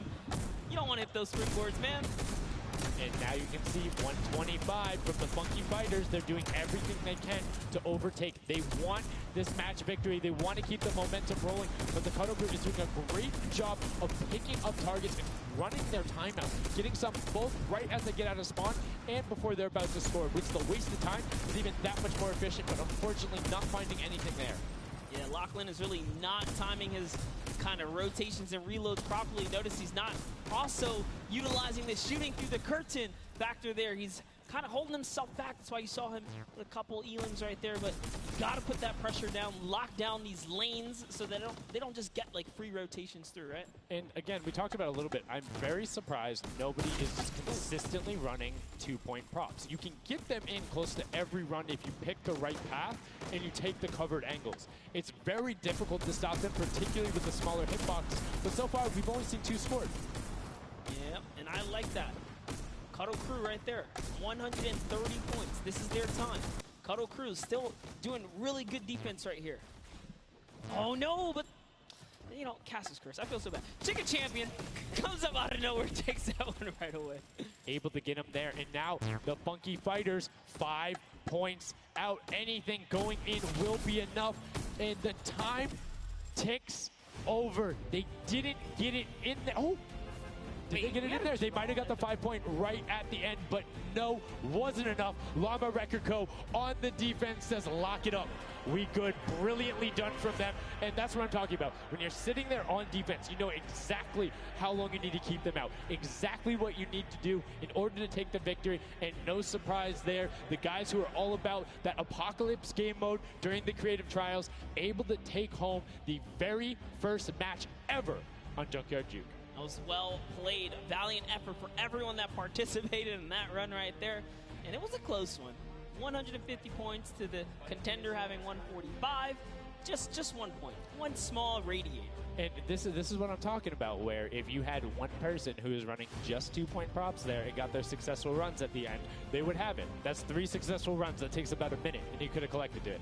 So go ahead. Nobody opted into it. Maybe some of these guys need a little help here. Let's redo this. What would you suggest here, Sundown? I don't want to say suggest, but I had an opportunity to play a decent amount of it. I'm a big fan of kind of adjusting based off of the scoreline. So if you're seeing you're able to consistently keep running 2-point props, get the guaranteed points. If somebody's playing really good defense and you're not getting 10-point props in, you need to pivot away from that strategy. Because getting any points at all is better than none, and particularly if you waste a run on a dumpster where the entire time you're going and then you're stopping, and then you're going and then you're stopping. Eventually, even if you get all the way to the end, sometimes it's not enough, right? And then you've wasted that 35, 45 seconds, 3 rotations to get just there, whereas you could have grabbed the burger, grabbed the bucket, and ran the entire time, weaved around, trying to catch a good area, as we saw with the statue, able to hide around a corner. So would love to see in the next match a little bit more, I don't want to say determination going into it, but be a little bit more deliberate. That's right, but let's go on and hear from some of the deliberate actions over with Zeke, down with our winners. What's up, guys? I'm hanging out with the Llama Record Company. They took away the prop hunt 5-point lead. You guys locked it up at the very end. And Blood, I'm going to start with you. And one person I want to call out specifically is this man right here, Svenos. Very tall, tallest man on the planet. It feels like this guy's a very good pick for your team. And I want to know why him, and then also why you picked these other 2. Yeah, I mean, I picked all those guys because this game mode is all about skill. There are no random things in it. You need good aim, you need decision making for sure. And Svenos, I mean, he's like a Spandau. He really likes Spandau. That's kind of the best city in the world. And that's why I picked him first, for example. Okay, now Svenos, I'm going to put you on blast for a second because we've known each other quite a while. I'd like to believe that your creativity is what allowed you to win. Let's think back to the time where you wore an entire green outfit and you danced and had a galaxy over yourself. Do you feel like that galaxy and that kind of creativity helped you get this dub? I don't know what you're talking about, mate. I think people at home that watched, you guys probably know exactly what I'm talking about. Let's go over this way now. What did you think about that game? Was it what you expected? Was it different? Did it catch off guard? Were you ready to just jump into it? It's enjoyable. Once you get the hang of it, it gets a lot easier. You just got to work out who's good at aiming, which team's on the tower, and after that, you're good. All right, final question. Do you think you have what it takes? Are you gonna? Is the Llama Record Company going to be the team? You think someone else is standing in your way, or is it all you guys? I think it's going to be all us, yes. There you go. Man, a few words, that's all they need. Gentlemen, thank you so much. Best of luck going forward. Back to you guys on the desk. Thank you so much, Zeke. Another brilliant performance there coming out of the Llama Record Company. We talked about their versatility. We talked about how quickly they pick up competitive matches. But this is what happened in the first set, right? They were there. They were confident. They're like, yeah, once you get it, it's easy. And then all the other teams immediately caught up. So it'll be very interesting to see if that same story from set 1 is what's happening in set 2. Yep, that's right. Alex up there said it best. He had the confidence. He felt good in those final moments. Hey, once you figure out who's aiming, maybe just avoid him. Yeah, I mean, if somebody is hitting all their shots, you need to take a different route. You can't go and continuously challenge them because, again, we talked about that. If you waste all the time to run through and the guy hits a lucky, or I don't want to say lucky blind fire, but a consistent blind fire through there, don't keep running that way. But like we said, this is the first time seeing the Junkyard Juke mode, and we talked about the prop hunt mode earlier, but you can play it live right now in-game. There's an LTM that's available only for this weekend. Let's check it out.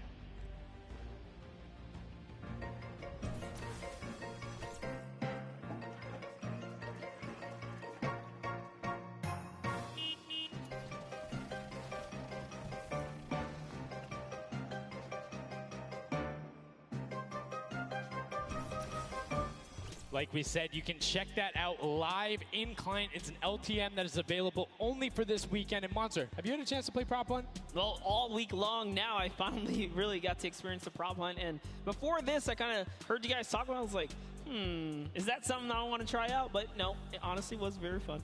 There's so many just fun moments, but the ability to then push it to a competitive level, these guys are doing great. But we're now going to get into match 2 of set 2. The second time you will have seen Junkyard Juke, and let's see who is able to push on. The match is about to start. Here we go. The creative finds finals at the Fortnite World Cup, set 2, match 2 of Junkyard Juke.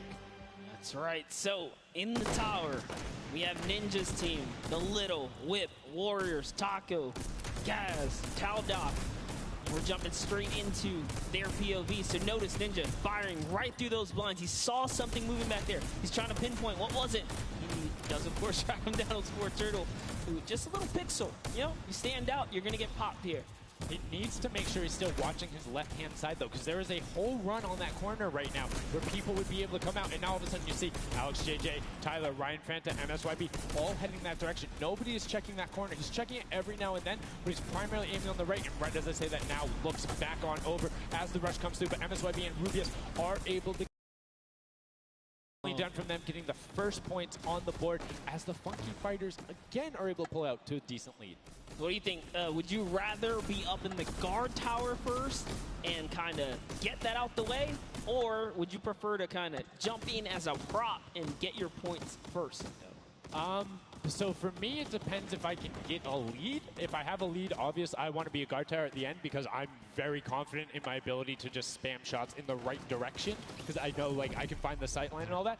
With that being said, if you can get in the guard tower early and you do incredibly well, it gives you the bonus. You know how many points you need to get. You know how consistent and fast you can run. And right now we're seeing a lot more 5-point props than last round. People consistently trying to get those in, recognizing, hey, they're a little bit quicker. People are finding their angles now. But as I say that Achim with the Sunshine Soldiers gets in that truck, 10 points going over to them, and 15 actually as a 5-pointer got sorted right at the same time. That was perfect. Yeah, and the Sunshine Soldiers had a great last run. Achin and his crew really pulled it together. They were at the top for a while there, but in those final moments, we saw the Chicken Champions take away and kind of break away. And now look, no surprise, Chicken Champs, they're feeling it. They found their rhythm towards the end of the last one. If they carry that over, this is going to be a close one. Yeah, and you can see Carnifex hits the jump pad twice over there, doing everything he can to not get hit, and he does get the teddy bear in. 10 points going through, and Clytex gets picked right at the edge. Right through the curtain. Taco is like, you know what? I'm going to check the close area. Look at how Chappie's doing it as well. He's actually eliminated 9 props so far, so he is really firing away here, trying to see if anyone's trying to make a mad dash while the curtains are up, and Sandy gets caught right there. Good shot right away. 20 seconds left, so players need to start running if they're going. Good shots coming out from Trappy to get it there and get the reload off. Saw the truck over on the side, is able to pick that one up, and now is looking for the smaller props towards the side. Knew there was movement, just wants to fire it up. Only 10 seconds left. They should be able to get the defense, but there goes a bucket. Look at it. Oh, the cactus. those are hard to hit. Was able to pick it up just at the last second. Good attempt from Tutu, and you can see the points already coming across. Players so far sticking to their game plan. 5 and 10-point props all the way.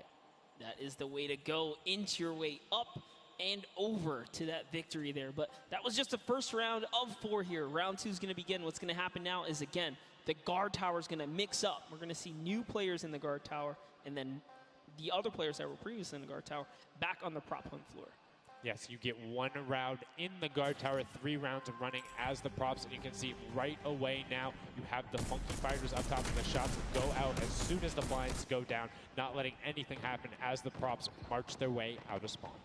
This is fun right here. I love watching these trucks waddle about, really trying to find their way, and they see the light go to change, plant themselves down, and they're back out to the field here. Yep, and desperately trying to avoid, there's no way. You're stacked on top of each other. Come on, you got to shoot one of the two. Shots are going towards it, but right now Zan trying to get that cuddly cute teddy bear into the incinerator. Not a sentence I ever thought I would say there, as the Archer is now doing everything he can. Hits the bounce target twice and is able to convert as Magma gets another good run and sneaks in under the shots of Dracius. That's right. This is just getting closer and closer as we have a 3-way tie now. The Fish Fam, Llama Record Company, the Cuddle Crew, all at the top here, and it's still a very close game so far. Dan Yan right here from the Sunshine Soldiers, peeking around, using that camera angle, trying to see when it's time, wants to waste no time here. Bat, it goes down and off to the races she goes. But will it change? Yep. Actually, stops early too. Says, you know what, I'm going to play it safe. I'm going to stop before the curtain comes up. and she has to be having a blast right now. She says one of her favorite things about creative mode is kind of the wacky and Waynian situations you get into, particularly like prop hunt. So this must be a game mode that she's doing incredibly well and enjoying herself in. As you can see there, her team is able to get a couple of props in there. Gotaga and Clytex try to make the final little sprint. Hand of Blood gets another 10 points over, as does Taco with a 5-point statue there. Scissors is hanging around on the side there. Will go through. No, I did not mean to call you trash. You just are a dumpster now, quite literally. Quite literally, but oh, the rage. I read the lips. He said, I was so mad. He got taken out right there. And I like this. Let's see how he decides. He's going for those 10 points, though. Notice he went straight to the right for the big objects. That's the risk. That's what it was about. That's what happens. You need to be careful not only of the fact you're bigger, easier to see while you're moving, but you need to find a blank space in order to set down. Can't be clipping into anything else with 45 seconds remaining in round 2. And you can see Svetos a minute before the guard looked at him. He's like, I don't, nah, I'm out. Right there. And right now, relatively top heavy. 70-70, and as I said, Fish Fam does get their 80th point, but Lachlan hanging out on top of the Rebel, 28 seconds left, does find an angle that you know, no he actually really didn't watching. park either. He just jumped on top of it. You know, I haven't been to this section here where all the vehicles are. This is the section I'm talking about, where you can grab a burger in a bucket, go out, and not expose yourself except for during one period. And as long as you either full run the time through, or you opt to sit still during that time, then you're good. You will score literally every single run. It's just you have to be a 2-point prop, and you have to go to that exit. Oh, Danyan right there, unfortunately, couldn't push through in those final moments there. And that was round 2 of 4, as we are looking to get into round 3 next. So they can earn some more points. And every single set matters, right? Every game matters, because there's a lot of prize on the line. Yes, every single match is scored. The top 4 will receive a gradient of money going from $55,000 down to 20, and then you have the 4th through 10th all receiving 10. That prize is then decided who will receive the Silver Llama. The Funky Fighters currently have one, but who will be able to press with them? Clytax, that vehicle is way too big, buddy. You can't just be trying to squeeze it behind that and not think someone's going to see the tail end of it. Here we have Benzor and Drakias close by one another. Benzor gets popped through the blinds there. And wait, so he's going to take a couple shots. He said, does his truck belong here? He did miss, though. Lucky for him. The bad aim and that moment right there is going to allow him to sneak that big 10-point. No! He gets taken out. Right there, that's no points for him. 10 is huge in this mode, too. It's very difficult to get a vehicle all the way through. I mean, it's swingy, right? If you think about it, the last round was one with 150 points, right? So if you get a singular 10-point profit, that's not an insignificant percentage there. Like, that's going to be able to help your team, but you also need to set your feet there, as Kororo didn't hit the crouch button. It was like, I see you wiggling a little bit there. Yoink.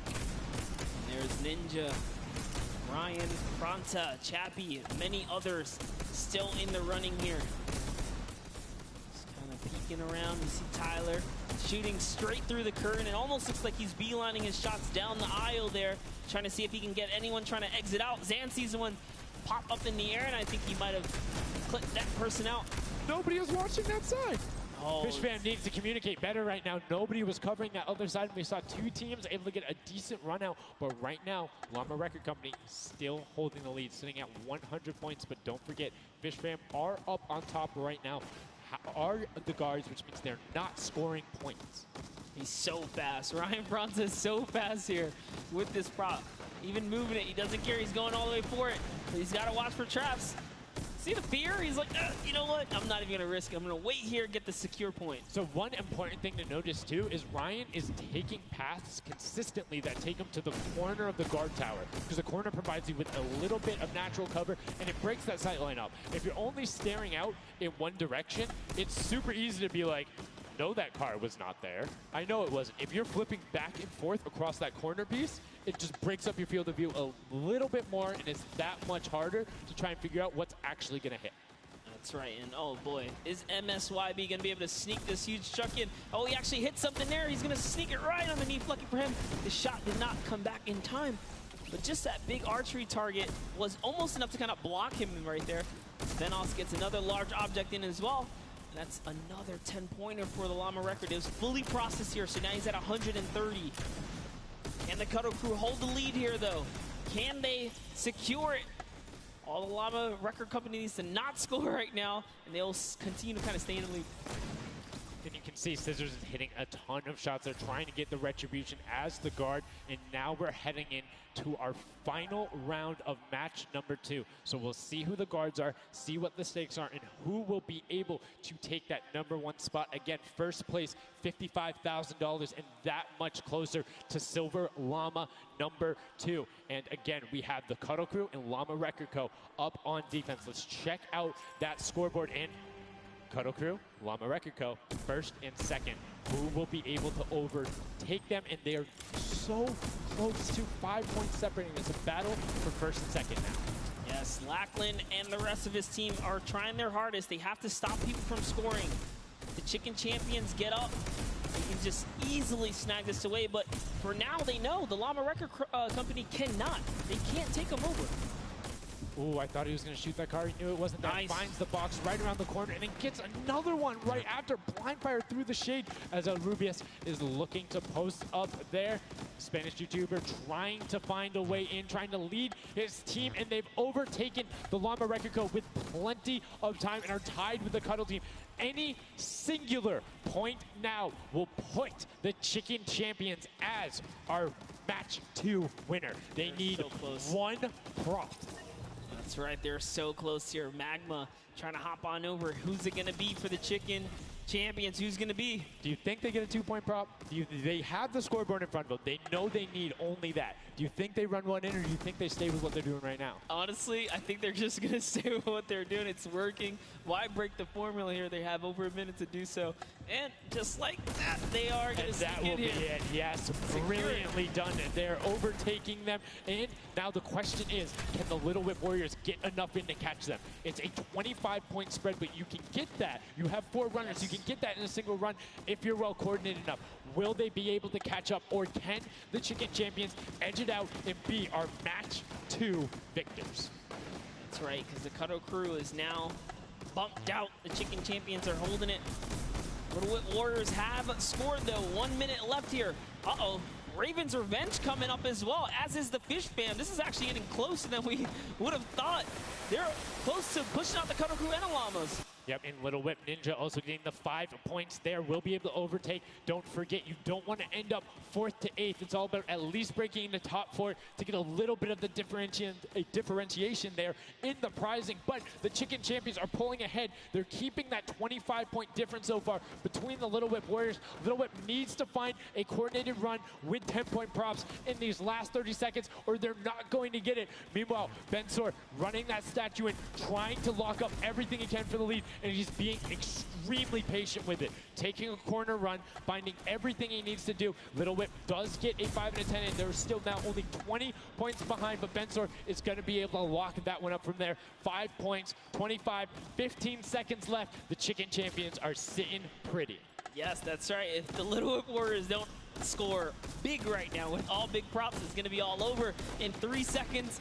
And it's not going to be enough here because the Chicken Champions, they actually pushed the lead even further. Did you see what happened at the last second? They did score. No. Raven's Revenge grabbed the 2-point prop, hard ran all the way through, got it in, right? And then that pushed them from 4th into 3rd. When we talk about every little interaction mattering, that was it. But the Chicken Champions, one might be able to say that was excellent. They were able to tender defend that title for the match 2 victory and putting them in a good spot to contend for the set 2 Llama.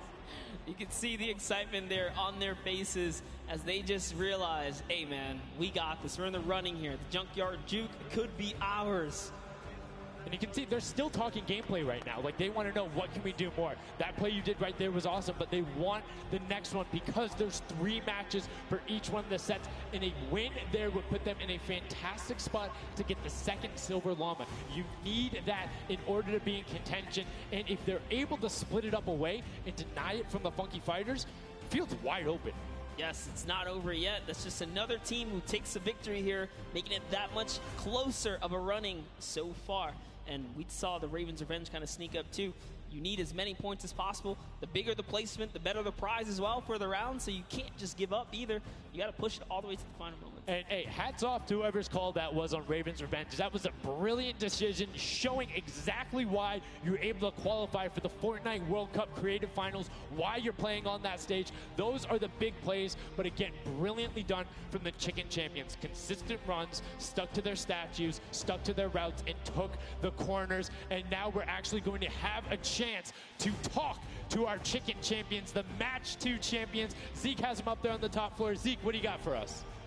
What's going on, guys? I'm hanging out with the Chicken Champions, guys. That game was insane. Feathers were flying, and you guys clutched it up. Did you figure out the strategy? Because you guys were well and ahead of everybody else. Yeah, we practiced yesterday, and everything is thanks to this guy. This guy always goes for the 10 points, always, and he always gets it. So thanks to you, man. All right, then I'm coming to you, Mr. Carey. What was the strategy? How did you get the 10 points in there? Was it the same every time? Did you switch things up? Yeah, go for the 10 points each time and do the same strategy, and it seems to work. So in this intense game of red light, green light, were you like stopping early, or were you just like going as far as you could go and then waiting for someone to spot you and stopping, or what was your plan? I'm taking it very patiently. Yeah. All right, now over to you guys. What do you guys think of this game mode? Has it been everything you thought it's been? Yeah, it's great. We had a game plan. We definitely did what we came to do, and that's what we expected. So. Very well executed. You did not lay an egg. All right, final question for you. I want to give you the chance to tell the world, you know, all the fans something. What do you want to tell them? Thanks for the support from Spain, for the other world, and my team is it's good in this mode, and will we win the next match? There you go. The excitement is real. Gentlemen, congratulations. Best of luck going forward. We're sending it back your way. Brilliantly done there from the Chicken Champions. Thank you so much, Zeke. They're excited to be there. They stuck to the gameplay. And shout out to Bensor. The one thing he was looking forward to on this trip, he wanted to play in front of a big crowd. He got that moment running through, securing that for the Chicken Champions.